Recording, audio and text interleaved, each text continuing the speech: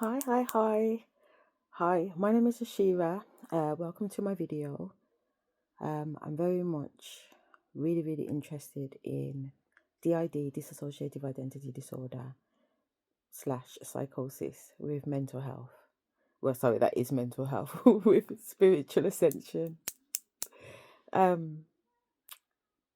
keep doing these little mini videos, but it's it's like I put the camera on because I want to record what it is that I'm thinking and what I'm going through. But I want to record it almost like a journal to myself. But because I already made an agreement with Spirit that anything I record, I'm going to publish basically or make public. Does that make sense? So there's a consciousness within me that knows from a 3D level that I'd rather this be between me and Spirit. Do you know what I mean? But at the same time, they've shown me enough about the future as to why it's so relevant for me to record these situations, my most intimate, personal moments, thoughts when I'm going through ascensions, epiphanies, downloads, whatever it may be. So I want to share an example with you today of a 3D, 5D experience that I'm having right now in present time.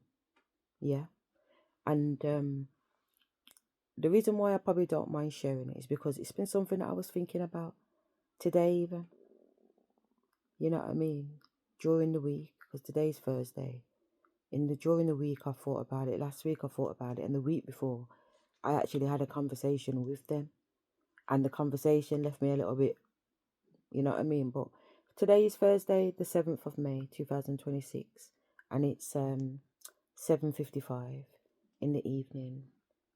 I left the house just after 9 this morning, and I got back. I left where I was at 5 o'clock. So I got what I needed to do done, I should say. But anyway,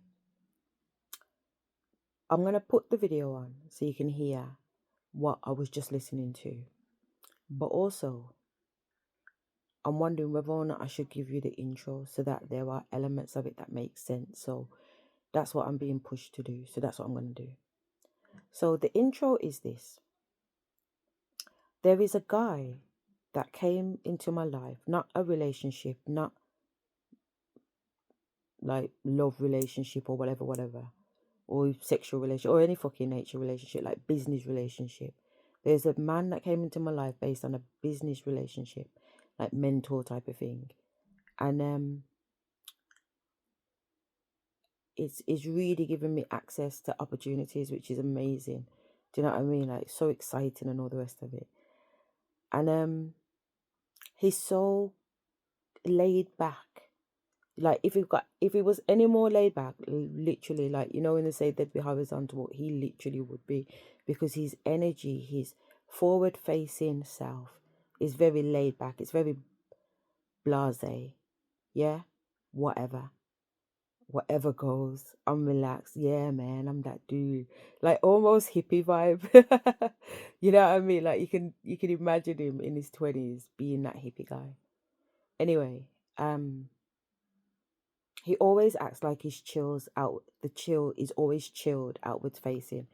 But spiritually and energetically, I feel what his energy actually feels like. And it's so contradictory. Like the energy and the downloads and the thoughts, because I sometimes get his thoughts, are so different to the outward facing person. like, do you know what I mean? And sometimes I find myself in his presence, feeling the effort that he's going through to keep his shit together. Do you know what I mean? Like, it's an effort, and because I can see that he's playing the game, I play along with the game too. Because I'm a truth speaker. You gotta say so. If you put something, if he said something or he put something out there, then I'd comment on it. But if he's not commenting on it and he's just playing the game, then I'm just gonna. Uh, I haven't been given any instructions to be doing anything else other than observing this man. Do you know what I mean? Both in the 3D and in the 5D. And because I observe him on the 5D, I also see other sides of him which are disagreeable. You know what I mean? So I know where my discernment is with him too. You know what I'm saying? But push those ultra realities to one side, but just deal with these compelling, these two, the outward facing him, as in the 3D him, and the 5D him on the inside, the subconscious self. So I had a call with him, like I said, 2 weeks ago. And on the call, he made another promise to me to do something else for me. So I'm so excited about it. Do you know what I mean? And I'm really, really grateful because, fair play. But I'd met with him actually the week before that because the first product that he'd built for me, he was saying to me, "Are you happy with it, or do you want me to build a better one?" And I said, I'm happy with it, but I can't tell you how happy I am with it because I'm not tech. Does that make sense? Like, I can take it where I can go, but the back office stuff is the other people. You know what I'm saying? And the guy that works on my project is based in Brazil. So, and I've had somebody externally look at it from an outward facing view, and I've paid externally for that. And they've given me their updates and whatever, and I've pushed them back, and then they've updated it based on that feedback and other feedback and whatever, because it's in like a beta stage. So they're on it, but I can't rely on them to judge the platform for me, and I can't judge the platform because that's not the perspective. I need somebody from the outside to go in. So he said, "Well, how about I do a deep dive on it?" So I was like, that would be bloody brilliant. So anyway, when we met 2 weeks ago, he hadn't done the deep dive, but when we met the week before, he'd mentioned a little project that he's got coming up. So this 2 weeks ago, he mentioned the project, and he was like, "Right, I'm gonna pop you on the project," and I was like, "Love that."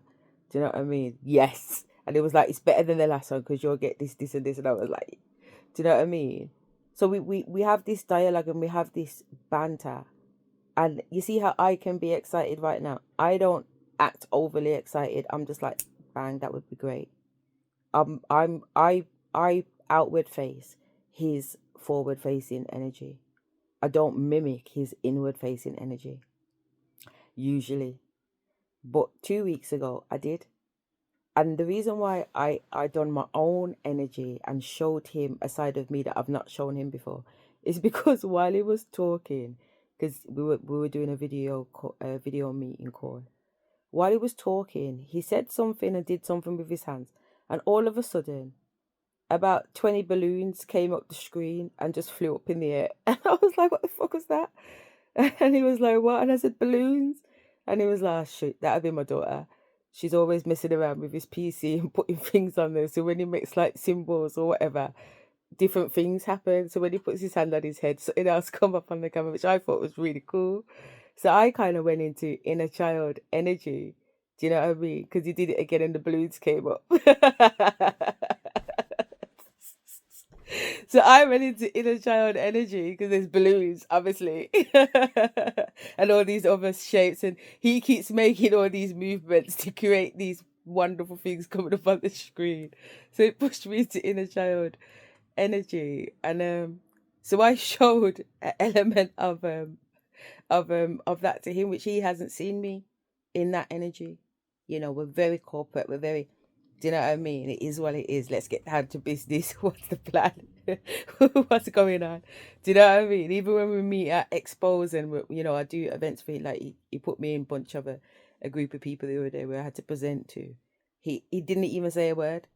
He didn't even comment or nothing. It's like I will not be commenting. Like he just sits in the background. Is that guy that's in the background? He likes to be the background guy. He's the backseat guy, but really he's the man running everything. He's the man running everything. He's the man with all the coins. He's the man in all the right seats. He's the man who's running everything, but he just likes to put this outward facing humble guy. But the dark side of him, the ego motherfucker, he is aware of the power that he wields. Does that make sense? And actually, this humbleness is part of an act routine in order to achieve the outcomes that he desires. But he's a master manipulator in that respect. You understand? But I'm just saying that I see all of these faces. Let me get back to the point. So anyway, um, something came up in the conversation about socks, and I can't even remember how socks came up now. He said something about socks, that one of the workers, or one of the, like, like what I would be. So he gets loads of startups in it, and he just funds them, and he just does whatever with them. So out of the hundreds of startups, whatever, one of them startups or founders, that's the word I'm looking for. One of the founders had bought him some socks or something or the other like that. And he mentioned like how random and weird these socks were. So I burst out laughing, and I was like, oh, like for me, that would have been a quirky pair of socks, and I like quirky pair of socks. Even the socks that I've got on now are Lilo and Stitch socks. But you can't see from underneath. I like quirky socks, and I like socks. When I was a teenager, I was explaining to him there used to be a shop in Birmingham called the Sock Shop, and maybe it's in different parts of the world too. But their socks used to be amazing, and every day after school, I used to go there. Do you know what I mean? Like, oh, I got a thing for socks. You know what I mean? So I mentioned this. So when I was explaining that I have a little niche passion for socks. So I was about to explain to him that, like, you see, like, I'm in my little Barbie thing. I've got these little Barbie socks that come up above the knee to the thigh. And then Barbie's actually got a tutu on, but the tutu is actually a tutu that pops out the side of the socks. So I've got daughters in it. So they all get a pair of socks that are weird and quirky. So Hello Kitty or whatever. Do you know what I mean? So I like getting stuff like that. So I started the conversation like if you was to go in my sock drawer, so Sasha, my attitude bitch come out. Like, if you was to go in my sock drawer, yeah, you'd see. So before I got to finish my sentence, and he was like, well, if I was in your sock drawer, something must have gone seriously wrong. He turned around and said. So I turned around and said, in the same breath, definitely, I agree with that. But it was a slapback, if that, like not a slapback, but it just matched the pretend energy that he portrayed forward facing, which was very different to the inner energy, which is why he commented it on the first place, because I'm just saying that I've got socks in it. We're talking about socks. I've got a sock drawer. I didn't say underwear drawer. I didn't say bra drawer. I didn't say panty drawer. I said sock drawer. Do you know what I mean? So for him to envision himself in my room having a look in the sock drawer, even though I've said it, but him to outwardly comment on it, it inwardly, it came from within, is what I'm saying. You know what I mean? Because we don't, I mean, don't get me wrong, some people do talk before they think. And I'm definitely one of those people, or less of one of those people these days. But I definitely, when I was younger, my mouth spoke way before me. Spirit was always talking. My mouth was always talking before me. But generally, we lock in with our thoughts. We lock in with our inner self before we outwardly say something. And that's what I mean when I say that it's an inner vibe that he got, which led to him having to react in the first place, because it could have just been a no comment thing. We choose to comment on the things that we comment on, and a lot of the time we comment on things from a subconscious position. And being sensitively aware of energy and face expressions and body languages and spirit talking and reading energy and picking up on these really, really, really, like, they're almost not there, but they are there. To me, they're very obviously there. You know what I mean? I can see the contrast in the inner and the outer self. So anyway, I was just listening to this reading, because obviously that was an intro, and this woman was saying something. If I come toward this person, they are going to see me. Not the version I perform, not the confident mask, not the sexy outer layer, me. And that makes them nervous. And this person is used to being the one who makes other people nervous. That's what I'm getting. They could have a strong presence. They could be physically attractive. They could have money, status, confidence, or just that energy where people respond to them. They do. They are used to people making it easy. Yeah. They are used That's why he's laid back. Interest quickly. Yeah, because everybody wants somebody. But with you, they do not feel. But I don't beg. He offers, I And that is take, I don't why beg. they are acting strange. Because at first, they thought this would be simple. They thought, I'm attracted to this person. That's it. But now it's not simple.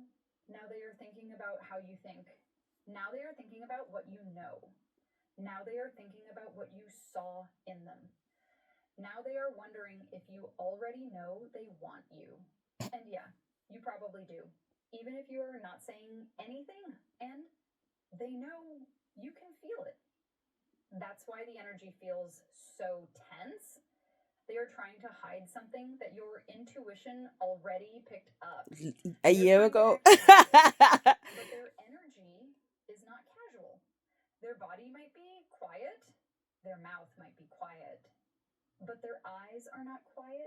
Their energy is not quiet. Big energy. And if you have been around this person, you may have felt that weird pause between you two. Like they want to say something, but then they stop. Or they want to move closer, but then they pull back. Like, let me tell you something. A few months back, we was at an expo, innit?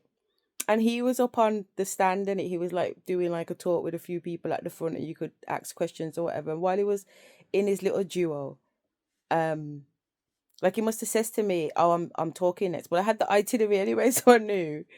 So I'd sat down, but halfway through, or 3/4 through, I should say, my mind just told me to go and have a cigarette. just to walk out and go and have a cigarette. Do you know what I mean? And chill out for a little bit, and then get when it's lunchtime. I'm not first in the queue to be crave on, but when it's buffet food, I won't eat if everybody's armpits spin over it. So I need to be somewhere by the front. Do you know what I mean? I'm just funny like that, but it protects me because I've got like a high sensitivity to food. So when people are trying to poison me, which does happen, you know what I mean? Like I order something from off Uber, and it arrive, and instantly I know I can't eat that. I'm fucking starving, but I know spiritually I can't eat it. Whatever it fucking is, I can't eat it. And even if sometimes I'm like, oh, fucking at least try it. Do you know what I mean? Straight away, I just know. And it can be with anything. Like we went to when I was in Volta, in like the voodoo capital of Ghana. We went to like a Obia, whatever, and sat down, and we did about 2.5 hours of video in there of watching video, recording them doing their rituals and talking to them about how the religious practitioners work and blah blah blah blah blah, and how whatever. And they gave us like when I say they filled the boot with mangoes, like there was so many mangoes, we didn't even know what to do with them. And then the next day when we opened up the boot and took out the mangoes, because they were fine, they're just mangoes in it, and you could smell that ripe mango. Oh, it was so sweet. I love a mango, man. It's probably my favorite fruit. And you could just smell the sweetness and the ripeness of these mangoes. So I took 2 out the back of the car to bring out the boot to bring in the back of the car with me. Washed them off with some bottled water, peeled off the skin, I then took a bite, and instantly a reaction. There was like a physical reaction on my tongue, but there was a spiritual reaction that came through, and I was like, am I tripping or fucking what? Because there's no way this mango should taste like this.